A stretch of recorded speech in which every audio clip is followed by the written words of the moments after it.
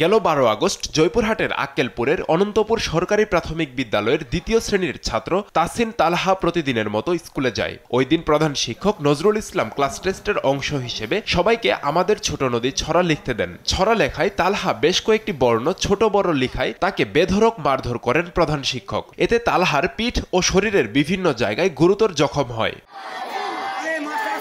পরবর্তীতে PT parade, জাতীয় সঙ্গীত ও শপথ চলাকালে লাইন বাঁকা হওয়ায় আবারও তালহা সহ কয়েকজন শিক্ষার্থীকে কঞ্চি দিয়ে মারধর করেন প্রধান শিক্ষক। বিষয়টি বাড়িতে এসে জানালে তার মা মারধরের কারণ জানতে স্কুলে গেলে তার সঙ্গে অশালীন আচরণ করেন প্রধান শিক্ষক।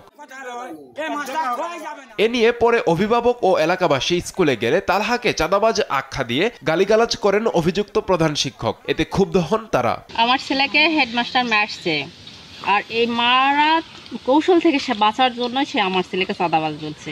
এর যে একটা বাচ্চার গৌজব তুলিছে, একবারেই সম্ভব না, মানে মেনে নেওয়ার মতোই সম্ভব না। ছোট মানুষ, তুই একটা ছাত্র, এ যদি 50,000 টাকা চাঁদা চায়, আর এই কথা যদি হেডমাস্টার বলতে পারে, তো এইরকম অস্বীকৃত হেডমাস্টারকে আমরা এখানে চাই না। তালহা 50,000 টাকা চাঁদা চেয়েছে বলে অভিযোগ করেন প্রধান শিক্ষক। অস্বীকার করেন মারধরের বিষয়টি। ওই বাচ্চা আমার কাছ থেকে প্রায় মাসখানিক আগে বলছিল যে আপনাকে 50,000 টাকা জরিমানা দেওয়া লাগবে, না দিলে আপনার স্কুলে চাকরি করা কঠিন হয়ে যাবে। আদৌ আমি কোনো বাচ্চাদেরকে এলোপাথারি কোনো মারধর করি না।